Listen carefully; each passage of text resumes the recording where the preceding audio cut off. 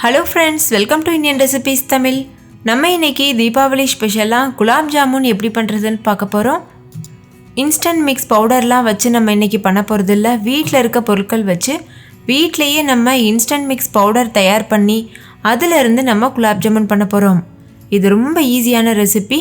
கொஞ்சம் கூட உங்களுக்கு ஃப்ளாப் ஆகாது, கொஞ்சம் கூட விரிசல் வராது. நல்ல குண்டு குண்டு குலாப் ஜாமுன் நீங்க வீட்ல இருக்க பொருள் வச்சு சுலபமா பண்ண முடியும். பிகினர்ஸ் கூட ரொம்ப ஈஸியா பண்ணிடலாம். அதோட டெக்ஸ்சர் பாருங்க எவ்வளோ ஜூஸியா, பார்க்குறதுக்கே சாப்பிடணும் போல இருக்குது. டேஸ்ட்டும் ரொம்ப பக்காவாக இருந்துச்சு. ஸோ கண்டிப்பாக நீங்களும் ட்ரை பண்ணி பாருங்கள். இப்போ வாங்க வீடியோக்குள்ளே போய் இந்த ரெசிபி எப்படி பண்ணுறதுன்னு பார்க்கலாம். ஃபஸ்ட்டு இந்த ரெசிபி பண்ணுறதுக்கு ஒரு மிக்சிங் பவுலில் ஒரு சன்னி வச்சுக்கோங்க. அதில் பால் பவுடர் சேர்த்துக்கோங்க. பால் பவுடர் நம்ம வீட்டிலையே தயாரிக்கலாம். அதோட ரெசிபி நான் ஆல்ரெடி அப்லோட் பண்ணியிருக்கேன். அதோட லிங்க் வீடியோக்கு கீழே இருக்க டிஸ்கிரிப்ஷன் பாக்ஸில் இருக்குது. வேணும்னா செக் பண்ணி பாருங்கள். நான் 2 கப் அளவு பால் பவுடர் எடுத்திருக்கேன். இது கூட 1 கப் அளவு மைதா சேர்த்துக்கோங்க. கூடவே அரை டீஸ்பூன் அளவு பேக்கிங் பவுடர் சேர்த்துக்கோங்க. பேக்கிங் பவுடருக்கு பதிலாக நீங்கள் பேக்கிங் சோடா கூட சேர்க்கலாம். இப்போ இதை நல்லா ஜலிச்சு எடுத்துக்கோங்க. இப்போ நம்மளோட ஹோம்மேட் இன்ஸ்டன்ட் மிக்ஸ் பவுடர் தயாராகிடுச்சு. இதை வச்சு நம்ம குலாப் ஜாமுன் பண்ணலாம். இந்த பவுடரை நீங்கள் ப்ரிப்பேர் பண்ணிவிட்டு ஏர்டைட்டான கண்டெய்னரில் போட்டு ஸ்டோர் பண்ணி வச்சுட்டு எப்போலாம் உங்களுக்கு குலாப் ஜாமுன் செய்யணுமோ அப்போலாம் நீங்கள் செஞ்சுக்கலாம். இப்போ நான் இன்றைக்கி ஸ்டோர் பண்ணல, நான் அப்படியே செய்ய போகிறேன். இது கூட 1.5 டேபிள் ஸ்பூன் அளவு நெய் சேர்த்துக்கோங்க. நெய் அதிகமாக சேர்த்துடக்கூடாது. அதிகமாக சேர்த்துட்டோன்னா நம்மளுக்கு விரிசல் வராமல் உருட்ட முடியாது. ரொம்ப அதிகமாக விரிசல் வந்துகிட்டே இருக்கும். இந்த நெய் எல்லா மாவுலையும் படுறதளவுக்கு நல்லா இது போல் பிசைஞ்சுக்கோங்க. இப்போ இதை நல்லா பிசைஞ்சாச்சு. அப்படியே பார்க்குறதுக்கு நம்ம கடையில் வாங்குகிற instant gulab jamun mix powder போலவே இருக்குல்ல. இது பெர்ஃபெக்டான கன்சிஸ்டன்சி. நீங்கள் நெய்க்கு பதிலாக டால்டா கூட யூஸ் பண்ணலாம். இப்போ இதில் தேவையான அளவு பால் சேர்த்து நல்லா இதை கலந்துக்கணும். அதிகமாக கை வச்சு பிசையக்கூடாது. விரல்களால் நல்லா இது போல் சாஃப்டாக பிசைஞ்சுக்கோங்க. கொஞ்சம் கொஞ்சமாக பால் சேர்த்து இந்த அளவு கன்சிஸ்டன்சியில் பிசைஞ்சு வச்சுக்கோங்க. இப்போ இது ஒரு அரை மணி நேரம் அப்படியே ஊறட்டும். இது கரெக்டான கன்சிஸ்டன்சியில் இருக்குது. ரொம்ப டைட்டாகவும் இருக்கக்கூடாது, ரொம்ப சாஃப்டாகவும் இருக்கக்கூடாது. கரெக்டான கன்சிஸ்டன்சியில் இருக்கணும். இது அரை மணி நேரம் ஊறுறதுக்குள்ளே நம்ம இதுக்கு சர்க்கரை பாகு ரெடி பண்ணிடலாம். அதுக்கு ஒரு பேன் எடுத்துக்கோங்க. அதில் 4 கப் அளவு சர்க்கரை சேர்த்துக்கோங்க. சர்க்கரை முங்குறதளவுக்கு தண்ணி சேர்த்துக்கோங்க. முங்குறதை விட கொஞ்சம் அதிகமாக இருக்கணும் தண்ணி. சேர்த்துட்டு இதில் கொஞ்சமாக ஏலக்காய் தூள் சேர்த்துக்கோங்க. நல்ல வாசனை இருக்கும் அதுக்காக. இப்போ ஹை ஃப்ளேமில் வச்சு இது நல்லா கரைய வச்சுக்கோங்க. இது கரைஞ்சதுக்கு அப்புறமா ஒரு 5 நிமிஷத்துக்கு இது நல்லா கொதிக்க வச்சுக்கோங்க. இடையிடையில் இது போல் நல்லா கலந்துக்கோங்க. இப்போ பாருங்கள், இது நல்லா கரைஞ்சி கொதிக்க ஆரம்பிச்சிருச்சு. 5 நிமிஷம் நல்லா கொதிக்கட்டும். லேசாக நீங்கள் அந்த பாகை தொட்டு பார்த்தீங்கன்னா பிசு பிசுன்னு இருக்கும். அது கரெக்டான கன்சிஸ்டன்சி. இப்போ தொட்டு பார்க்கும்போது கரெக்டாக பிசு பிசுன்னு இருக்குது. 5 நிமிஷம் நல்லா கொதிச்சிருச்சு. இந்த ஸ்டேஜில் ஸ்டவ் ஆஃப் பண்ணிவிட்டு அப்படியே இது ஒரு ஓரமாக வச்சுருங்க. இப்போ அரை மணி நேரம் ஆயிடுச்சு. மாவு நல்லா ஊறிருக்கு. இப்போ இதுலேருந்து நம்ம கொஞ்சமாக மாவு எடுத்துகிட்டு குலாப் ஜாமுன் போல் உருட்ட ஆரம்பிச்சிடலாம்.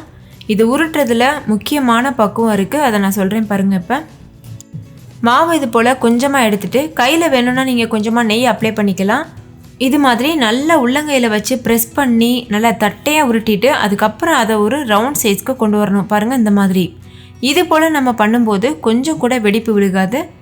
பாருங்கள், இந்த உருண்டையில் கொஞ்சம் கூட வெடிப்பில்லை. இந்த மாதிரி எல்லா உருண்டைகளும் செஞ்சு வச்சுக்கோங்க. அப்போ தான் நம்மளுக்கு வெடிப்பில்லாத குலாப் ஜாமுன் கிடைக்கும்.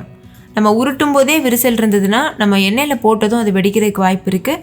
அதனால் நான் இப்போ சொன்னது போல் உள்ளங்கையில் வச்சு நல்லா அழுத்தி உருட்டிக்கோங்க. அப்போ கொஞ்சம் கூட விரிசல் இருக்காது. இப்போ இதை எண்ணெயில் போட்டு பொரிச்சு எடுத்துடலாம். எண்ணெய் நார்மலாக நம்ம பலகாரம் பொரிக்கிற மாதிரி சூடாக இருக்கக்கூடாது. லோ ஃப்ளேமில் வச்சுட்டு லேசாக எண்ணெய் சூடானதும் இந்த உருண்டைகளை உள்ளே சேர்த்துருங்க. பாருங்கள், கொஞ்சமாக தான் பபிள் வருது, ரொம்ப கம்மியாக வருது. இந்த மாதிரி எண்ணெயில் நம்ம பொரிச்செடுக்கும் போது எல்லா பக்கமும் ஒரே கலரில் வெந்து வரும்.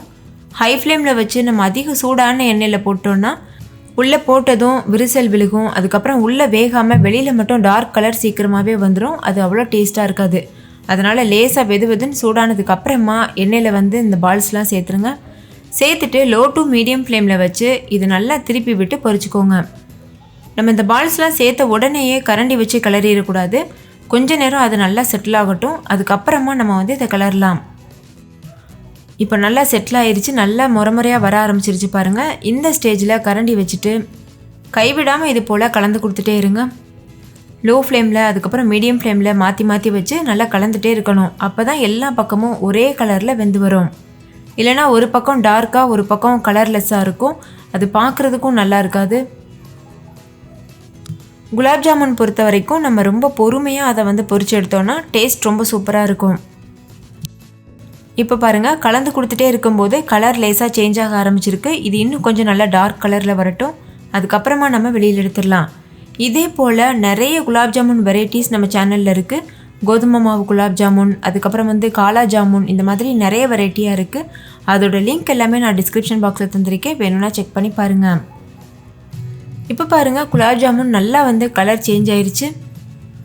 இந்த கலர் வந்ததுக்கு அப்புறமா நம்ம இதை வெளியில் எடுத்துடலாம். இதை வெளியில் எடுத்த உடனேயே நம்ம சக்கரை பாகில் அதை சேர்த்துடணும். குலாப் ஜாமுன் சக்கரை பாகு ரெண்டுமே சூடாக இருக்கணும், அப்போ தான் குலாப் ஜாமுன் வந்து சக்கரை பாகை நல்லா உறிஞ்சிக்கும். இதே போல் ஒவ்வொரு பேட்சாக நம்ம பொரிச்சு இந்த சக்கரை பாகில் வந்து சேர்த்துடணும். சேர்த்துட்டு இது நல்லா கலந்து விடுங்க. இப்போ எல்லா ஜாமுனும் நான் பொரித்து ரெடி பண்ணியிருக்கேன். இப்போ இது நல்லா ஊறட்டும். இது நீங்கள் ஓவர் நைட் அப்படியே ஊற வச்சிட்டிங்கன்னா நல்லது ஜூஸியாக நல்லா ஊறி இருக்கும். அப்படி இல்லைன்னா நீங்கள் சீக்கிரமாக சர்வ் பண்ணணுன்னா ஒரு 3 மணி நேரமாவது இது நல்லா ஊற விடுங்க, அப்போ தான் இது நல்லா வந்து ஜூஸியாக இருக்கும். இப்போ நம்ம இதை எடுத்து சர்வ் பண்ணிடலாம். பார்க்குறதுக்கே நல்ல ஜூஸியாக எவ்வளோ அழகாக இருக்குது பாருங்கள். டேஸ்ட்டும் ரொம்பவே பக்காவாக இருந்தது. ஓகே ஃப்ரெண்ட்ஸ், நீங்களே பார்த்தீங்கல்ல குலாப் ஜாமுன் வீட்டிலையே எவ்வளோ சுலபமாக பண்ணிட்டோம். நீங்களும் இந்த தீபாவளிக்கு கண்டிப்பாக வீட்டில் இதை ட்ரை பண்ணி பாருங்கள். ட்ரை பண்ணிவிட்டு உங்கள் எக்ஸ்பீரியன்ஸ் எப்படி இருந்ததுன்னு கமெண்ட்லேயும் கூட ஷேர் பண்ண மறந்துடாதீங்க. கண்டிப்பாக வீட்டில் இருக்க எல்லாரும் கேட்டு வாங்கி விரும்பி சாப்பிடுவாங்க, அவ்வளோ சுவையாக இருக்கும். இந்த வீடியோ உங்கள் எல்லாருக்கும் ரொம்ப பிடிச்சிருக்குன்னு நம்புகிறேன். பிடிச்சிருந்தா லைக் பண்ணுங்கள், உங்கள் ஃப்ரெண்ட்ஸ் கூட நிறைய ஷேர் பண்ணுங்கள். ஸோ அவங்கள பார்த்து பயன்பெறட்டும். இன்னொரு சூப்பரான ரெசிபியோடு நான் உங்களை சந்திக்கிறேன்.